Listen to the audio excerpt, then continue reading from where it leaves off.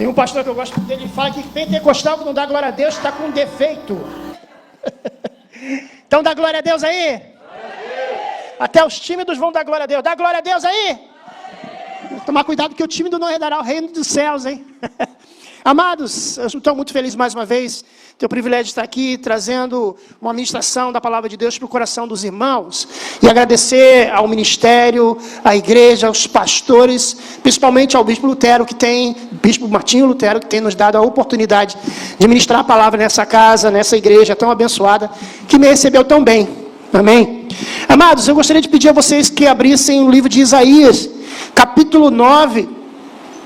Nós entramos no mês de dezembro, e o mês de dezembro nós comemoramos a época natalícia de Jesus, isto é, nós comemoramos a natalidade, o nascimento do nosso Senhor e Salvador Jesus Cristo. Você só comemora o Natal porque esta palavra está intrinsecamente relacionada ao nascimento de Jesus. Natal, natalidade, nascimento do nosso Senhor e Salvador Jesus Cristo. E você vai ficar aí de Isaías, versículo 1 até o versículo 7, que nós estaremos falando. Isaías é um dos maiores profetas do Antigo Testamento. Ele viveu num período turbulento da história de Israel. O reino de Judá, onde Isaías profetizava, estava dividido, e à beira do exílio babilônico. O povo enfrentava opressão, insegurança e uma profunda crise espiritual. No meio desse cenário sombrio, Isaías profetizou sobre um futuro de esperança. O versículo 9:6 é o principal e dos mais conhecidos e celebrados de suas profecias, anunciando o nascimento de um menino que traria a paz, salvação a todos os povos.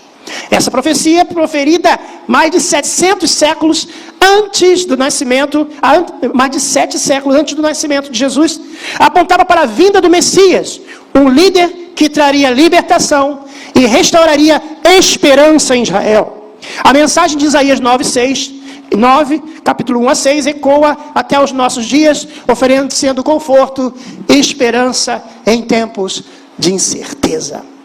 É o que nós vamos falar hoje. 700 anos antes do nosso Senhor e Salvador Jesus Cristo nascer, o profeta Isaías entregou esta profecia, entregou estas palavras ao reino de Judá, aqueles que ali tinham acesso às suas palavras, e ele abriu a sua boca e começou a prometer um reino diferente do que aquele povo estava experimentando, porque era cativo, era prisioneiro. E o texto ele vai descortinando verdades que vivemos hoje em dia e que podemos transferir essas verdades para as nossas vidas, para que tenhamos paz, para que tenhamos uma vida mais abençoada. Amados, o tema da nossa mensagem é a promessa, um bebê e um reino de paz. Não podemos esquecer que esse bebê cresceu, que esse bebê se tornou um homem de família. Ele pregou o evangelho de Cristo Jesus, e ele não é mais um bebê, ele se tornou um homem que pregou a palavra, demonstrou o poder de Deus, morreu e ressuscitou, e está ouvindo os nossos clamores. Quem pode dizer amém? Príncipe da paz. Versículo 1 diz: mas a terra que estava aflita não continuará assim. Na escuridão, Deus, nos primeiros tempos, tornou desprezível a terra de Zebulon, a terra de Naftali, mas nos últimos tempos tornará glorioso o caminho do mar além do Jordão, Galileia dos gentios. O povo que andava em trevas viu uma grande luz, e aos que viviam na região da sombra da morte, resplandeceu-lhes a luz. Tu, Senhor, tens multiplicado este povo e aumentaste a sua alegria. Eles se alegram diante de ti, como se alegram no tempo da colheita, e como exultam quando repartem os despojos. Porque tu quebraste o jugo que pesava sobre eles, a vara que lhes feria os ombros e o cetro do seu opressor. Como no dia da vitória sobre os medianitas. Porque toda bota com que o guerreiro anda no tumulto da batalha, e toda roupa revolvida em sangue, serão queimadas, pois servirão de pasto ao fogo. Porque o menino vos nasceu, um filho se nos deu, e o principado está sobre os seus ombros, e o seu nome será Maravilhoso, Conselheiro, Deus forte, Pai da eternidade e Príncipe da paz. Ele se estenderá o seu governo e haverá paz sem fim sobre o trono de Davi. E sobre o seu reino estabelecerá para afirmar com juízo e justiça desde agora e para sempre. O zelo do Senhor dos Exércitos fará isso. Diga amém. Feche seus olhos em um momento. Pai, no nome de Jesus eu te peço, Pai, a revelação da Tua palavra, Senhor. Que não seja, Senhor, Senhor, o Alexandre que esteja falando, mas que seja o Teu Espírito Santo falando em cada coração aqui. Em o nome de Jesus, amém. Coloque a mão no seu coração nesse momento. Não é nada místico, não, fique tranquilo. Abra sua boca e diga: Senhor, fala comigo. Vamos repetir juntos? Senhor, fala comigo. Eu tenho certeza que Ele vai falar algo com você. Aí sim, quando Ele falar, algo místico vai acontecer na sua vida. Amém? O texto fala de uma terra, irmãos. Uma terra que não estava nada boa. Uma nação que não estava nada boa. A terra estava aflita. A terra estava sofrida, prisioneira. A terra não estava com a sua moral lá em cima, não, irmãos. Eles eram prisioneiros da Babilônia. Eles eram prisioneiros de pessoas com outras culturas, com outros pensamentos, com outras alimentações e uma gastronomia toda diferente. O judeu não comia carne de porco, irmãos. O judeu não comia carne de avestruz. Quer dizer, nem come, até hoje não come, né? Não come camarão, não come caranguejo. Irmãos, o judeu tem uma alimentação toda regrada na lei. E aqui é o kosher, que é a alimentação judaica, que eles não podiam comer qualquer coisa. Então eles agora estavam prisioneiros numa nação onde ali se comia tudo que você possa imaginar. A Babilônia, onde eles comiam alimentos que talvez eles se sentiam humilhados por ter de, às vezes, só ter aquilo para comer. Eu não sei nem se eles comiam, mas a realidade é que eles estavam oprimidos, eles estavam vivendo momentos de escuridão, momentos de desesperança, momentos de pensar: e aí? Como será? Amados, o texto diz no versículo 1 que mas para a terra que estava aflita, não continuará na escuridão. Deus, nos primeiros tempos, tornou desprezível a terra de Zebulon e na terra de Naftali. Mas nos últimos tempos, tornará glorioso o caminho do mar, além do Jordão, Galileia dos gentios. Amados irmãos, você pode estar prisioneiro. Você pode estar num lugar onde está tudo diferente. Você pode estar num ambiente que tudo demonstra que vai ser derrota. Mas eu quero dizer para você, tenha esperança. O versículo 1 fala de esperança. Essa terra que estava aflita não continuará na escuridão. Quero dizer que a sua terra, a sua vida, a sua casa, a sua situação financeira, a sua situação com a sua família, ela não vai continuar na escuridão. Esta é uma palavra de esperança. Nós precisamos ter esperança de que neste momento, nesse mês que agora se aproxima o Natal, nós temos que colocar na nossa mente que este é o momento de colocarmos a palavra de Deus nas casas onde vamos cear.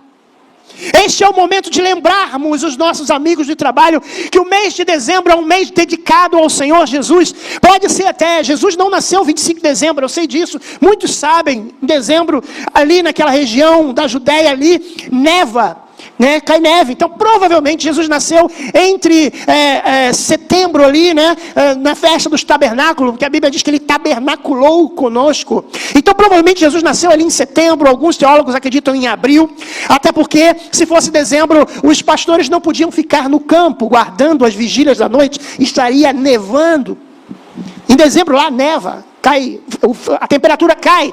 Então provavelmente era um tempo de uma situação um pouco mais fresca, e eles podiam ali ficar nas vigílias da noite guardando o seu rebanho.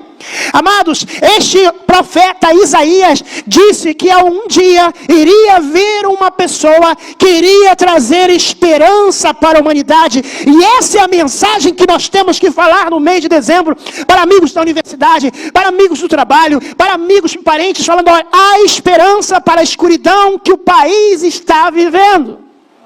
Nós somos agentes dessa palavra, nós somos representantes dessa palavra. Seja um Isaías onde você estiver e diga: haverá esperança. Ele está falando que a terra estava aflita.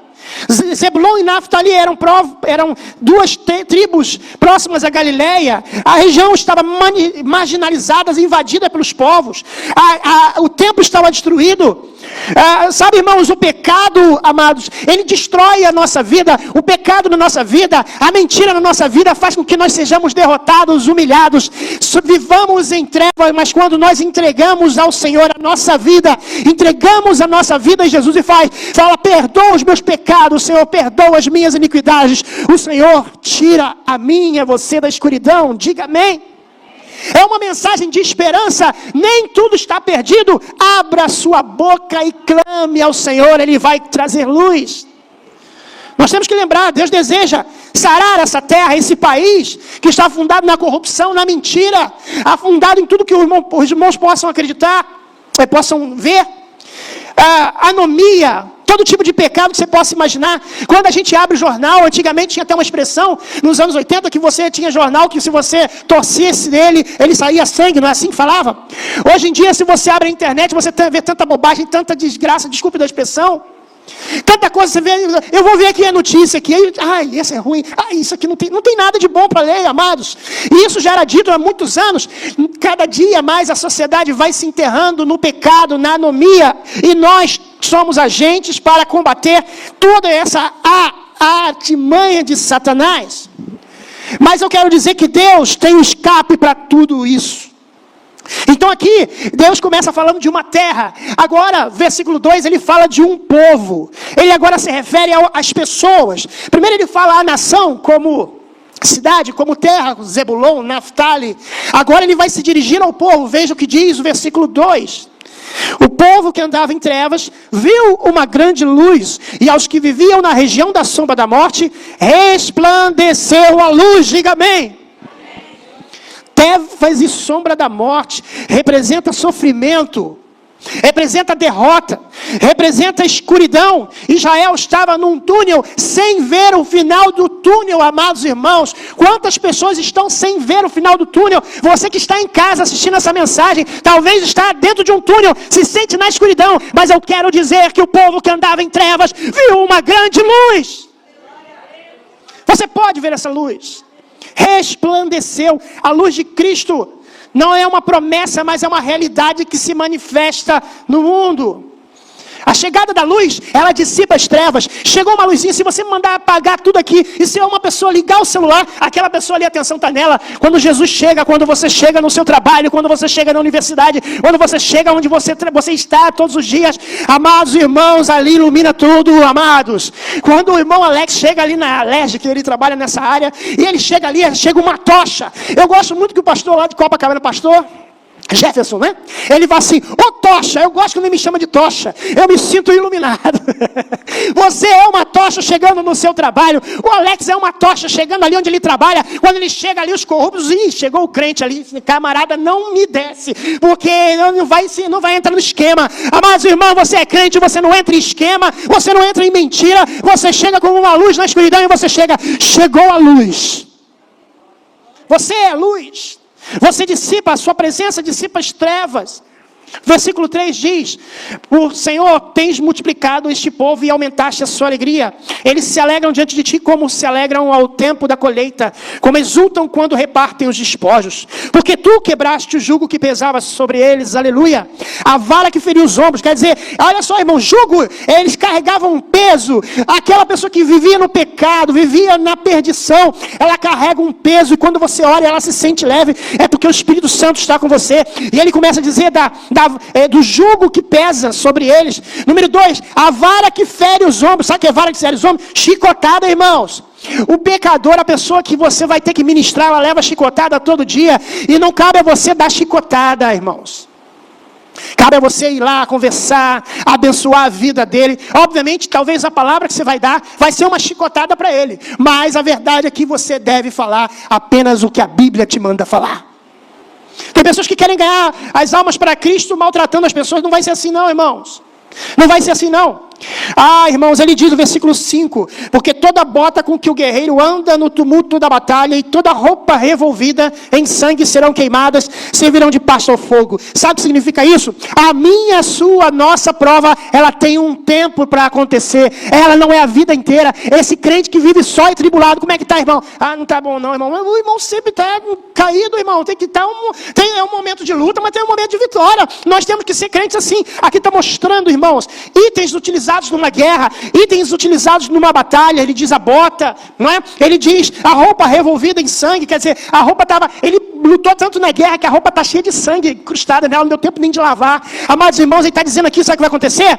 Ele está dizendo que elas serão queimadas e servirão de pasto ao fogo. Isto é, irmãos, você não vai viver no tempo todo na guerra. Aquelas roupas que você vestia na guerra serão queimadas, elas servirão para aquecer você. Isto é, as lutas que você passa, amados irmãos, as lutas que às vezes você veste, a Bíblia está dizendo que você um dia vai tê-la como aquecimento para que você possa abençoar uma outra vida, dizendo, irmão, eu passei por isso.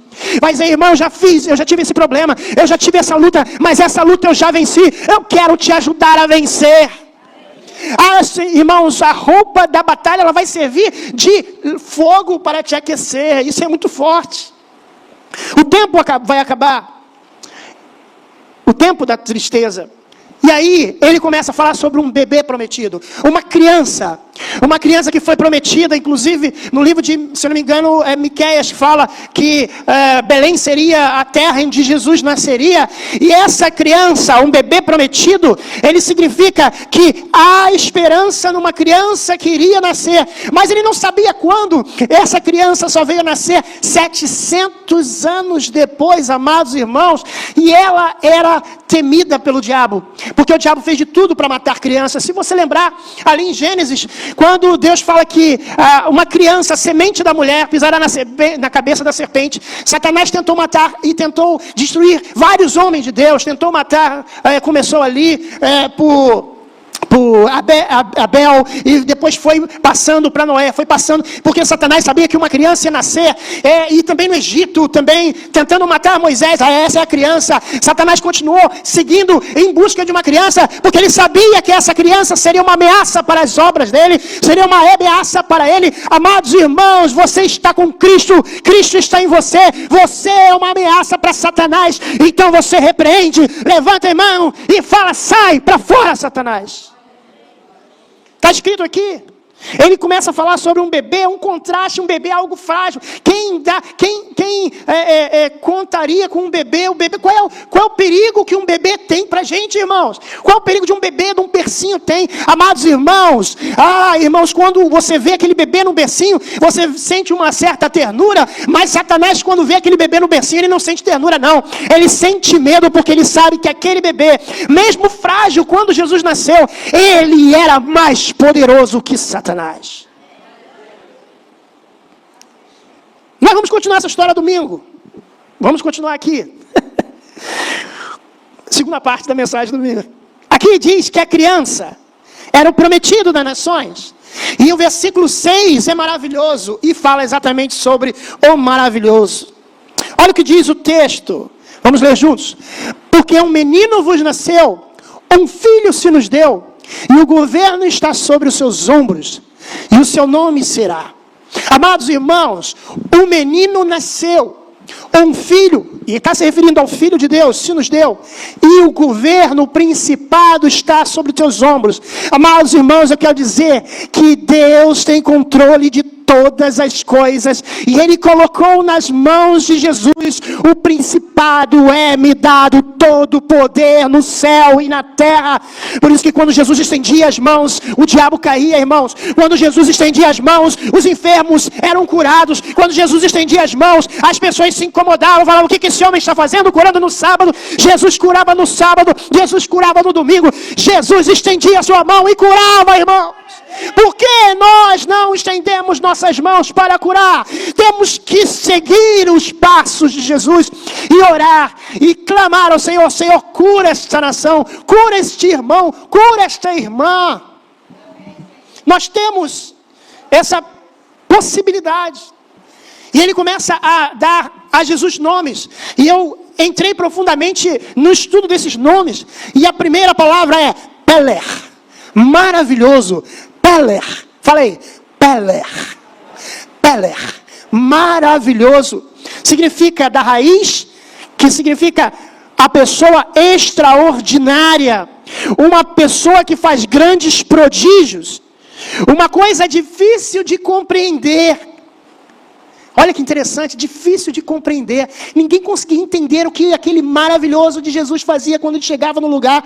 Ninguém conseguia entender um homem que não tinha, talvez ali, a consagração dentro dos conceitos, dentro da religião judaica. Ele não era nenhum sacerdote, ele não era nenhum sumo sacerdote, ele não tinha uma função ali dentro da religião judaica. E chega esse rapaz, filho de um carpinteiro, filho de uma mulher simples, uma mulher que há um tempo atrás ela era mal falada porque ela disse que estava grávida, ficou virgem. Esse pessoal, lembra do discípulo que falou, pode vir alguma coisa boa de Nazaré? Esse rapaz, amados irmãos, Jesus Cristo é maravilhoso, porque como diz a tradução do hebraico, ele é um ser extraordinário e ele é difícil de compreender. Maravilhoso, esplêndido. A palavra hebraica peler se refere a algo além da compreensão humana, frequentemente usada para descrever atos maravilhosos de Deus que inspiram admiração e reverência. No contexto da Bíblia, peler significa intervenção divina ou eventos milagrosos que revelam o poder e a majestade de Deus, que revelam toda a graça de Deus. Amados, há 700 anos antes de Cristo, Isaías estava dizendo, vai vir um menino que vai trazer a manifestação do poder de Deus para esta nação. Eu imagino que Isaías queria conhecê-lo, mas ele não pôde conhecê-lo. Depois ele conheceu, quando Deus resgatou os homens, os mortos que estavam, as pessoas que estavam no lugar de descanso. Número 2, conselheiro, e é Yahá. Fala aí. Yahá. O bispo vai me pegar se não for essa aqui. Yahá significa aconselhar, conselheiro. Significa consultoria. Significa determinar. Jesus é aquele que dá a consultoria, nos orienta. A palavra de Deus diz que Jesus disse, eu vou enviar um consolador, ele vai te explicar tudo. Amado, eu quero dizer para você que você não está só. Quando você estiver numa situação, desculpa da expressão, uma sinuca de bico, o Senhor vai usar a sua boca para abençoar. Abra a sua boca e eu a encherei. Ele é o conselheiro, ele vai dizer, faça isso, fale isso, mas tem que buscar a comunhão com ele. Sem comunhão você vai ouvir a voz e falar assim, será que é Deus?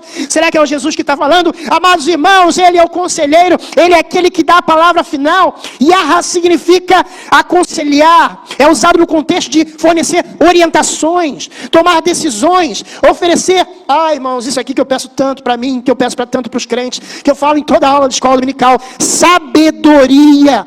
O termo pode implicar tanto em dar quanto receber conselhos. Frequentemente envolve deliberação ou consulta. No contexto bíblico é associado a conselhos sábios, piedosos, como decisões de líderes e profetas. Deus, ele tem sempre o melhor conselho. Não vai na onda do seu amigo. Você faz o seguinte, primeiro lê um livro chamado Nos Seus Passos, O que Farei de Jesus, é muito bom.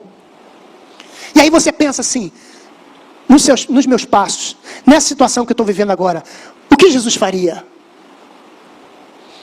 Pense, reflita nisso.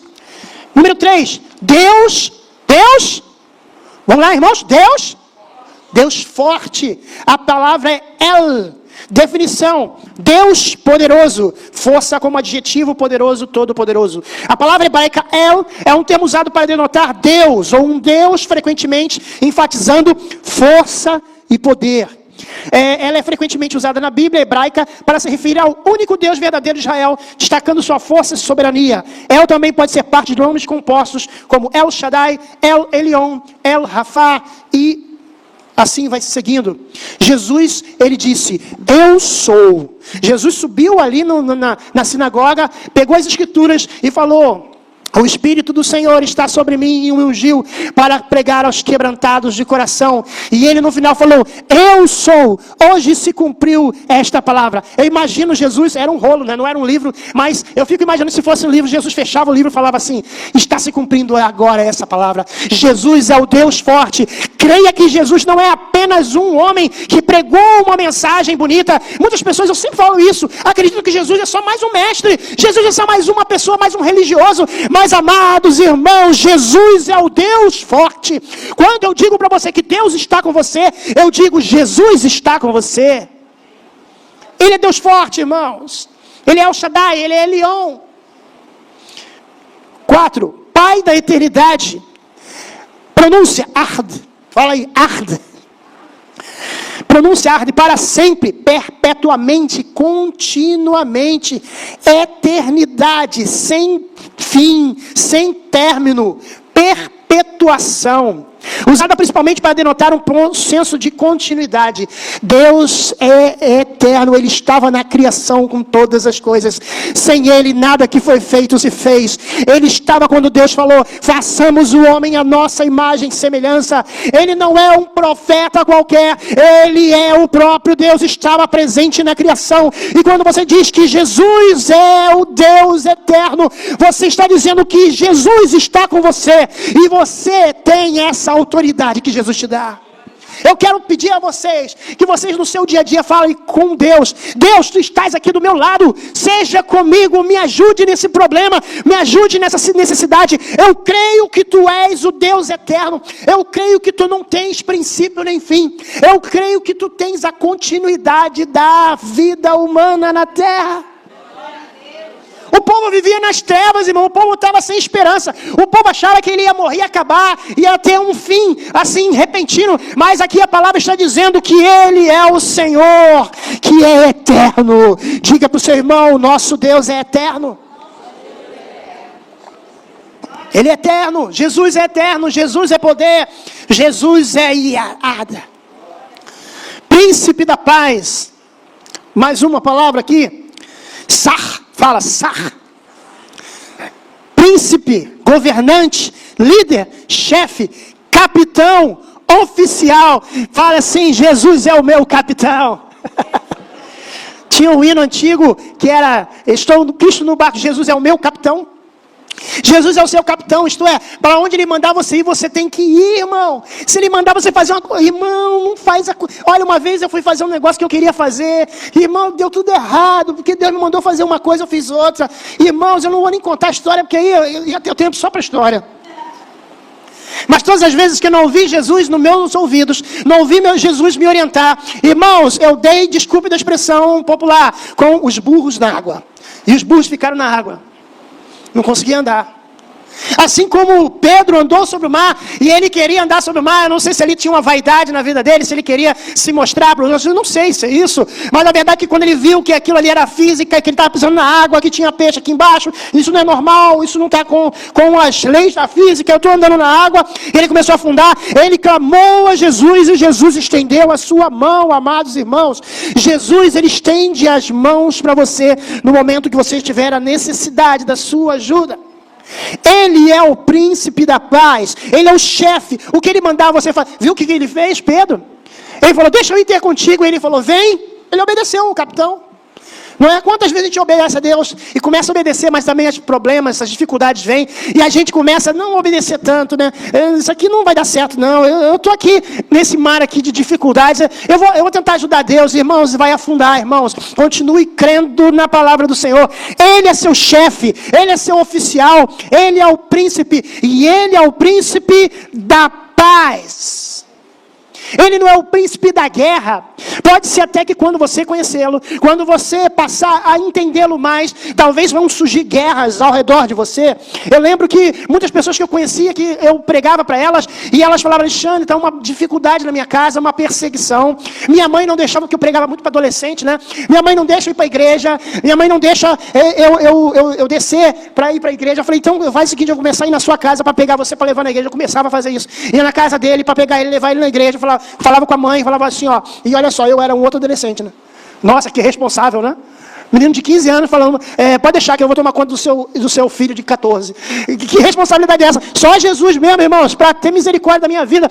E eu fazia isso, eu levava esse rapaz à igreja. O rapaz está na igreja até hoje, ele, a família, a esposa, os filhos, a mãe, o irmão, a irmã, o cunhado. Depois todo mundo se converteu, irmãos. Aí porque eu tinha uma dedicação em ajudá-lo. Amados irmãos, para trazer paz às famílias, nós temos que ter isso em mente. Jesus é o nosso capitão, o príncipe da paz, e as nações só terão paz quando ouvirem o capitão. A missão de cada um de nós é transformar as vidas. Príncipe da paz. As pessoas, elas não têm paz nesse mundo, amados, e nós fomos chamados para trazer paz. Nós não fomos chamados para trazer gasolina quando estiver pegando fogo. Tem irmão que joga gasolina naquele incêndio que está acontecendo. Está acontecendo incêndio ali, ele ao invés de resolver, não, ele joga gasolina, ele piora a situação. Amados, fomos chamados para trazer paz, sermos pacificadores. Bem-aventurados os pacificadores. Quem é pacificador aí, levante a mão. Pacifique o seu trabalho, pacifique sua sala de aula, pacifique sua família.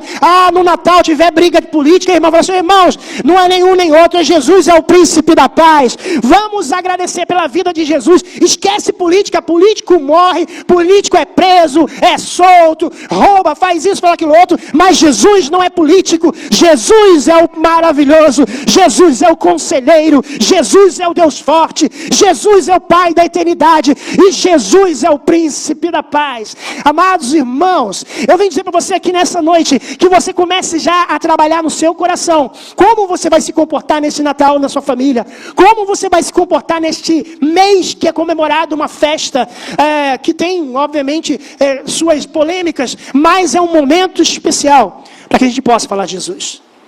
Todos os anos, minha cunhada me chama, não importa onde seja o Natal da família, dá uma palavra, aí eu falo para ela, coitada.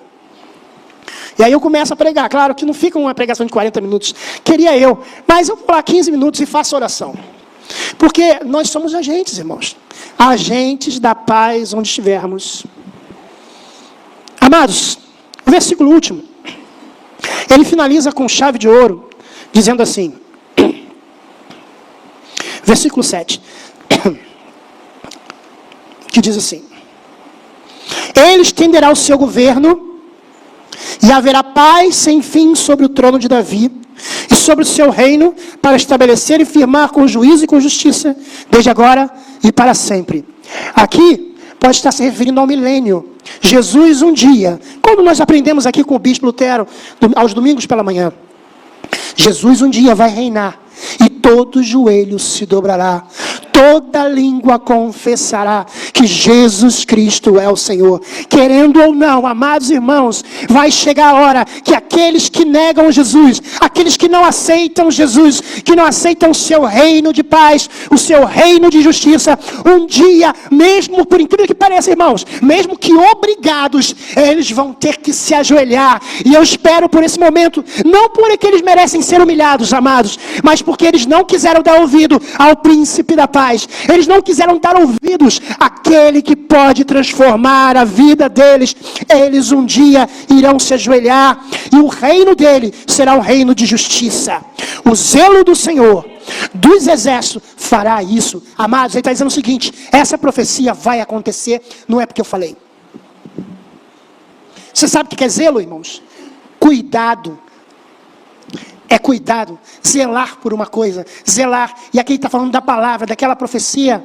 Deus zela pela sua palavra. Deus não fala igual a gente que fala e não cumpre, não, irmãos. Deus é aquele que fala e cumpre. E aqui Isaías está falando que o zelo do Senhor fará isso. Deus, ele vai cumprir na vida de cada um aqui. Você vai levar luz onde você está. E você um dia vai estar aqui falando o seguinte: eu estava num mundo que andava em trevas, mas quando eu cheguei lá e disse o nome de Jesus, e trouxe o nome, não é trouxe a nova vida, não é trouxe a denominação, não é trouxe o nome de pastor ou de igreja, não, trouxe o nome de Jesus, as coisas tiveram transformação. A partir do momento que nós começarmos a colocar Jesus na frente, a sermos cristocêntricos, Cristo no centro, as coisas vão transformar. Eu lembro de uma história de um pastor que não era nem pentecostal, ele era um pastor de uma igreja histórica, e a igreja dele não tinha costume de expulsar demônios. Pessoa extremamente simples. E ele foi na casa de uma mulher e falou assim, vai lá para orar para aquela irmã, que ela está com um problema mental, e era demônio. Era demônio. E ele chegou lá, a mulher endemoniada, um demônio terrível. E ele, um pastor muito simples, uma pessoa que falava amém, vamos orar pela irmã, né? Vamos orar pela irmã. Isso não é demérito, não. Uma pessoa que não era pentecostal, chega, Satanás, sai. Não era assim, era uma pessoa simples. E ele chegou para aquele demônio, ele começou, Senhor, traz cura para a tua serva. E Deus começou a dar para ele um discernimento. E o demônio veio para cima dele, a mulher possessa, veio com as unhas para cima dele, e ele se afastou, e ela pegou a cadeira e foi para cima dele, e ele falou, Jesus! E ela se afastava. E ele falou, Jesus! Jesus! Era o jeito dele expulsar o demônio. Ele não sabia expulsar um demônio no sentido de como a gente está acostumado a fazer, né? E ele começou a falar, Jesus! Jesus, liberta essa irmã! Jesus, liberta essa irmã! E ela botou a cadeira no chão. E ele falou, Jesus, liberta essa irmã! E ela sentou na cadeira e falou, Jesus, liberta essa irmã! E ela foi liberta, amados irmãos. Então o nome de Jesus é poderoso, maravilhoso, conselheiro, Deus forte, Pai da eternidade e príncipe da paz. Quem crê nisso, diga amém. Vamos ficar de pé, meus amados irmãos. Quem se sente um agente da obra do Senhor aqui, levante a mão. Quem se sente uma pessoa que vai ser usada por Deus, ainda essa semana, ainda esse mês, diga amém. E você vai contar para mim, porque eu quero ver muitos testemunhos aqui, né, Alex? A gente sempre pede, irmãos, tragam testemunhos. Amados, nós estamos aqui porque Deus pode resolver todas as questões. E você vem e fala comigo, irmão Alexandre, aquela palavra que você deu, você disse que a gente era um agente. E eu fui agente na minha família, eu fui agente na minha sala de aula, eu fui agente no meu trabalho. E aconteceu isso e isso. Eu creio que isso vai acontecer, irmão. Aleluia.